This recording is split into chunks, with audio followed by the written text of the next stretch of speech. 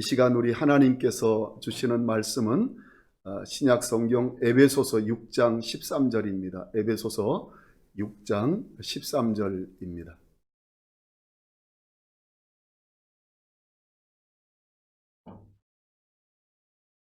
에베소서 6장 13절 우리 다 같이 함께 읽도록 하겠습니다.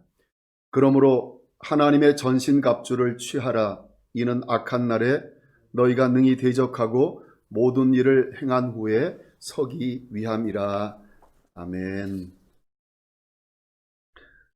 오늘은 같은 명령 다른 의미라는 제목으로 말씀을 전하도록 하겠습니다. 아무리 믿음의 훌륭한 신자라 하더라도 받은 은혜는 자연적으로 쇠퇴해 갑니다. 하나님이 은혜를 그런 특성으로 만드셨기 때문입니다. 만일 한 번 주신 큰 은혜로 평생을 견고한 믿음으로 살게 하셨다면 우리는 하나님을 의지하지 않고 신앙생활을 할 수 있을 것입니다. 그러나 하나님은 그렇게 하시지 않으셨습니다. 매 순간 하나님을 의지하고 신앙생활을 하도록 하셨습니다. 그래서 신자는 이러한 특성 때문에 날마다 은혜의 보좌로 나가는 것입니다. 신자는 어제 나를 견고하게 세웠던 은혜가 오늘도 나를 견고하게 세울 것이라는 잘못된 생각을 갖지 않도록 해야 합니다. 하나님의 전신갑주는 사용하면서 느슨해지는 곳이 생기고 손질해야 하는 곳이 생깁니다. 그냥 두면 기도 생활이 약해질 수 있고 말씀 생활이 느슨해질 수 있습니다. 은혜가 힘을 잃어가기 때문입니다. 에베소 교회는 은혜의 이런 특성에 대해서 잘 알고 잘 대처하지 못한 대표적 케이스입니다. 계시록에 보면 주님은 에베소 교회를 책망하십니다. 계시록 2장 4절에 보면 그러나 너를 책망할 것이 있나니 너의 처음 사랑을 버렸느니라. 주님이 그렇게 책망하셨습니다.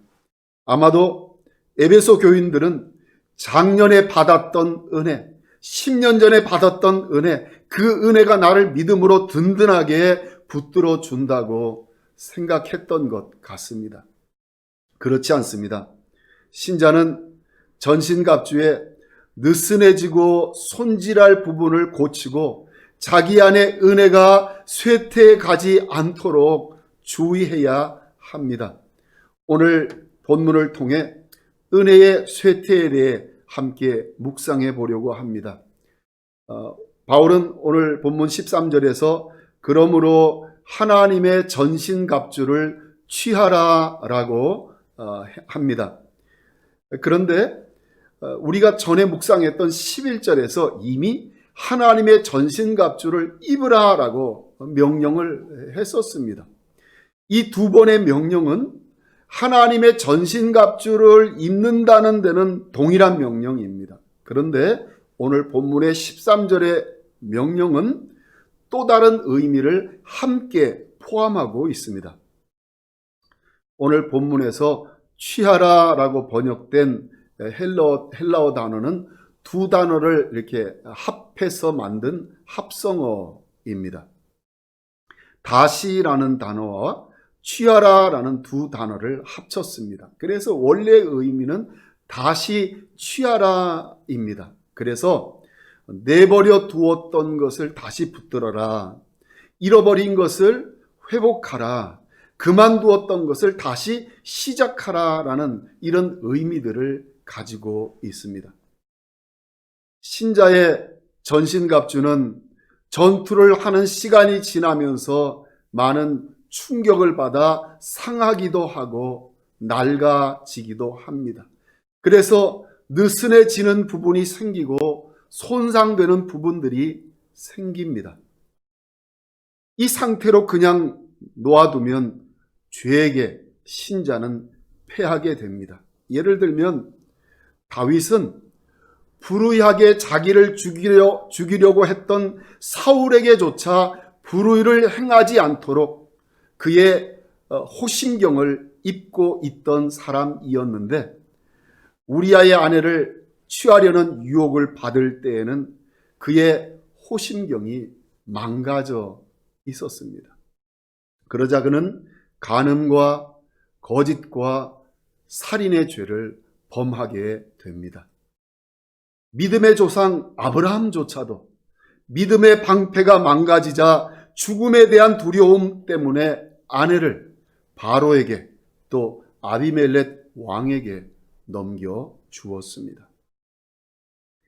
은혜가 쇠퇴하면 발생하는 악이 있습니다. 신자가 전신갑주를 손질하지 않고 관리하지 않으면 발생하는 악이 있습니다. 그 첫 번째 가장 먼저 발생하는 악은 하나님을 향한 악입니다. 하나님은 세상 사람들이 가진 모든 재능으로 이룬 어떤 가치나 업적보다 신자 안에 있는 은혜를 보고 더 기뻐하십니다. 어떤 면에서는 하나님은 신자 안에 은혜가 쇠퇴한 것보다 세상이 드러나는 죄를 짓는 것을 오히려 덜 무겁게 여기십니다.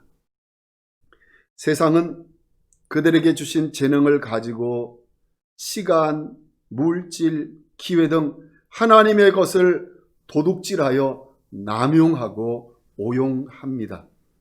그러나 신자가 은혜에 쇠퇴하게 되면 믿음, 열정, 인내, 자기 부인, 진실함, 사랑, 기쁨 이런 것들을 통해 하나님께 돌릴 영광이 있는데 하나님께로 갈 그 영광을 탈취하게 되기 때문입니다. 주인이 종들에게 주인의 것을 맡기고 출타할 때 재산을 맡은 종보다 자기 어린 아들을 맡긴 종의 잘못을 더 크게 여기는 것과 같습니다.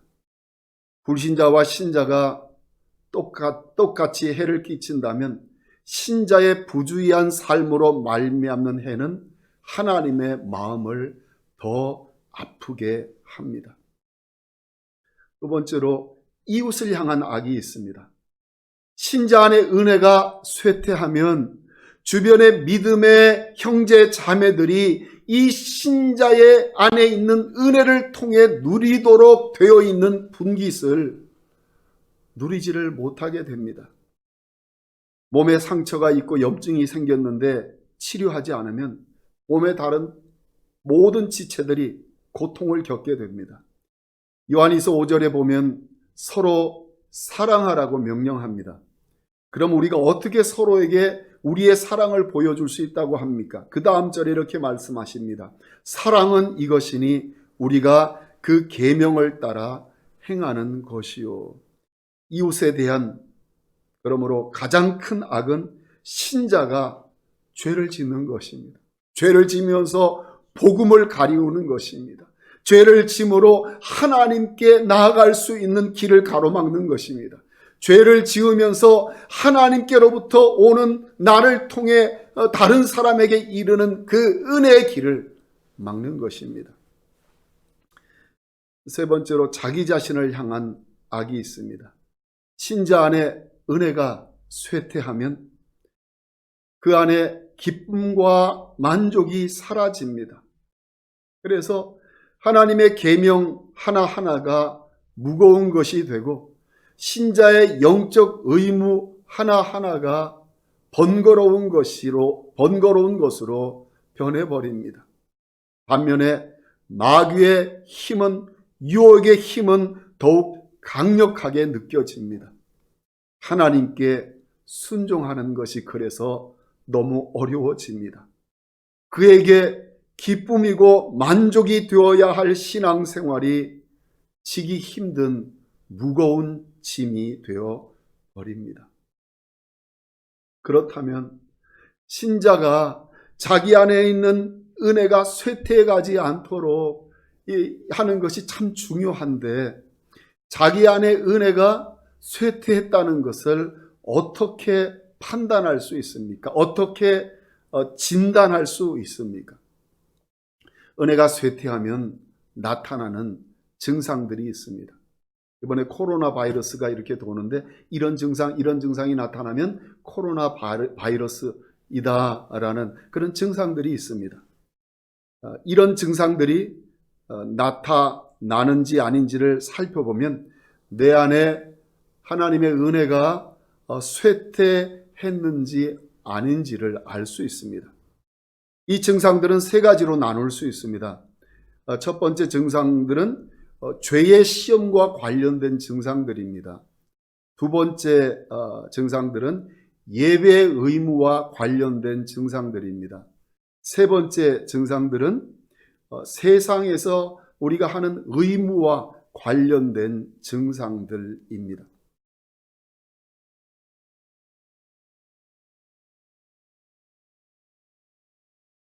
첫 번째로 그러면 죄의 시험과 관련된 증상들이 어떤 것이 있는지를 생각해 보겠습니다.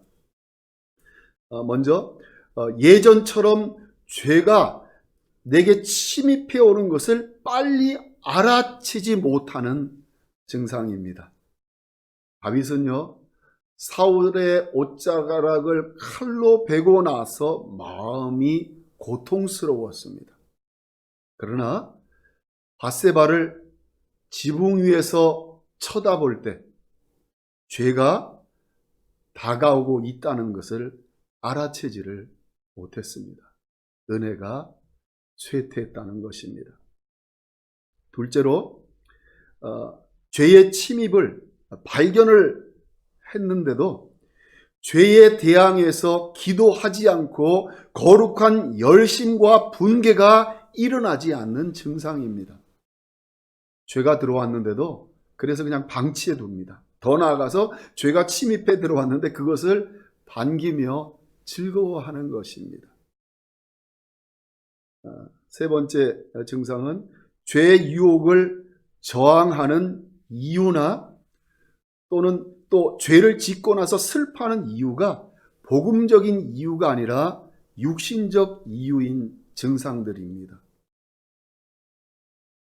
하나님을 사랑하는 마음 때문에 죄에 대해 저항하지 않습니다. 하나님을 향한 사랑 때문에 그 측면에서 아파하고 슬퍼하지 않습니다. 그 대신에 육적인 이유 때문에 그렇게 합니다. 예를 들면 사람의 인정을 얻을 수 있다는 생각으로 죄에게 저항하는 것입니다. 사람들 앞에 부끄러움을 당했다는 것 때문에 아파하고 슬퍼하는 이런 것들입니다. 이게 죄의 유혹과 관련한 증상들입니다. 두 번째 그룹의 증상은 예배의 의무와 관련된 증상들입니다. 첫 번째 증상은 예배를 향해 마음이 적극적이지 않고 예배에 대한 마음의 준비를 하지 않는 것입니다. 전에는 성령의 움직이심에 마음이 예민하게 반응하고 하나님의 얼굴을 구하는 그런 갈망함이 있었습니다. 그러나 지금은 공적 예배나 개인적 예배에 그런 마음의 움직임이 사라진 상태입니다. 두 번째 증상은 외형적 의무는 다 행하지만 열정과 진실함이 사라진 증상입니다. 영적 의무의 빈도가 아니라 얼마나 자주 하는가가 아니라 영적 의무의 영성이 실려 있냐가 신자의 영이 왕성하게 자라게 합니다. 형식은 갖추었으니 신앙 행위라 생각하면 그 자체로 착각입니다. 속이야 어떠하든 삶이야 어떠하든 신앙의 형식만 갖추면 믿음이라는 것은 착각입니다. 하나님의 은혜가 쇠퇴했다는 증상입니다. 세 번째 증상은 하나님과의 교제가 전에처럼 영적인 자양분이 되지 못하는 증상입니다. 예배를 드렸습니다. 기도를 했습니다. 말씀을 들었습니다. 금식을 했습니다. 예전에는 이런 것들을 통해 은혜를 받았는데 지금은 그렇지를 못합니다. 약속의 말씀을 붙들 수 있는 힘을 얻지를 못합니다. 지은 죄에 대해 고백하고 은혜를 구했지만 깨어진 마음이 생기지를 않습니다. 거룩함의 내용이 있는 삶을 사는 은혜를 얻지를 못합니다. 형식은 다 있었지만 그 안에 성령의 능력을 얻지 못하는 것입니다. 이게 두 번째 그룹의 증상들입니다. 세 번째 그룹의 증상들은 세상에서 우리가 하는 일과 관련된 증상들입니다. 세상의 일이 마음을 붙들어 하나님의 임재 안으로 들어가는 마음의 자세를 갖기가 어려운 것이 한 증상입니다. 기도하는 자리에 왔지만 마음은 여전히 세상의 일에 매여 있어서 하나님 앞으로 오지를 못합니다. 세상 생각들을 떨쳐버리지를 못합니다. 그래서 기도도 예배도 모두 세상의 색깔로 다 물들어 있습니다. 전에는 일상적인 일에 열심을 내도 마음은 하나님의 임재 안에 있었고 누릴 수 있었는데 이제는 기도의 자리, 예배의 자리에서도 하나님의 임재를 누리지 못하는 것입니다. 이것이 첫 번째 증상입니다. 또 다른 증상은 세상 일을 대하는 나의 자세가 더 이기적이 된 증상입니다. 세상 일은 사실은 하나님께 영광을 돌리는 예배입니다. 그래서 일하는 중에도 또 학업 중에도 신자는 하나님의 말씀에 순종하는 것이 최고가 되도록 힘쓰는 것입니다. 이럴 때는 육신적인 이익에 대한 생각은 신자의 영에 크게 힘을 발휘하지를 못합니다. 그러나 이제는 일하고 공부하는 목적이 점점 이기적이 됩니다. 하나님의 영광은 그 목적에서 점점 흐려지고 육신적 소원을 만족시키는 것이 가장 중요하고 가장 우선적이 되어 버렸습니다. 이것이 또한 증상입니다. 또 다른 증상은 세상 일이 목적한 대로 되지 않았을 때 실망한 마음을 감당할 수가 없는 증상입니다. 많이 심었는데 많이 거두지를 못합니다. 열심히 일했는데 바라는 성공을 이루지를 못했습니다. 그때 생기는 실망과 낙심이 있을 수 있습니다. 그런데 그것을 감당하지를 못합니다. 예전에는 이런 어려움이 있을 때마다 하나님 앞에 나아갔고 그리고 하나님 앞에서 그것을 해결받을 수가 있었습니다. 나의 생각의 방향이 다시 바로 맞춰지고 동시에 그런 어려움들은 나를 하나님께 더 가까이 가게 만들었고 나를 성숙하게 만드는데 사용되었었습니다. 자족하는 마음을 가지고 살 수 있었습니다. 그러나 지금은 그렇지를 못합니다. 하나님이 허락하신 것보다 더 많은 것을 가지려는 마음을 가눌 수가 없게 되어버렸습니다. 그것을 이루지 못한 그 실망한 마음, 낙심한 마음을 어떻게 하지를 못하게 되었습니다. 이것이 또 다른 증상입니다. 여러분, 이런 증상들이 우리에게 나타나고 있지를 않습니까? 만일 이런 증상이 보인다면 우리는 바울이 에베소 교회에게 말하는 대로 하나님의 전신갑주를 다시 취해야 합니다. 손상된 부분들을 다시 수리하고 또 다시 손상되지 않도록 그 전신갑주를 계속해서 손질하고 다듬는 그런 일들을 해야 된다는 것입니다. 어떻게 그렇게 할 수 있습니까? 어떻게 은혜가 쇠퇴하지 않게 할 수 있습니까? 어떻게 쇠퇴한 은혜가 다시 충만해지게 할 수 있습니까? 만일 내가 범한 죄 때문에 쇠퇴했다면 먼저 주님께 회개해야 합니다. 그리고 용서와 회복의 약속들을 믿음으로 붙들어야 합니다. 그리고 나서 나를 넘어뜨렸던 내 안에 거하는 죄와 싸우는 죄 죽이기의 싸움을 시작해야 합니다. 내 안에 은혜에 쇠퇴한 것이 만일 매일 주님과의 만남과 교제를 게을리한 것이었다면 그것을 고쳐야 합니다. 먼저 하나님의 말씀으로 돌아가야 합니다. 말씀을 읽어야 합니다. 말씀을 공부해야 합니다. 말씀을 들어야 합니다. 그리고 그 말씀을 묵상해야 합니다. 말씀이 불이라면 말씀 묵상은 그 불에 공기를 공급하는 풀무와 같습니다. 불이 활활 타오르게 합니다. 그리고 말씀 묵상은 기도로 이어져야 합니다. 왜냐하면 신앙의 불은 하늘에서 내려온 불이어야 하기 때문입니다. 하나님이 주시는 불이어야 합니다. 기도는 하늘의 불을 구하는 것입니다.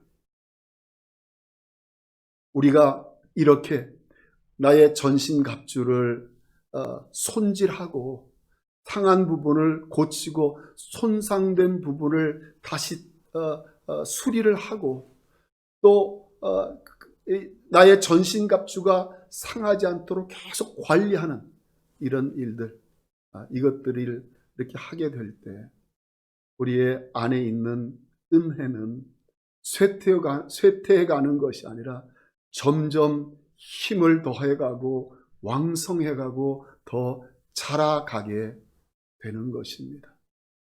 오늘 바울은 우리에게 이 명령을 하고 있습니다. 하나님의 전신갑주를 다시 취해라, 회복해라, 새롭게 해라, 다시 시작해라.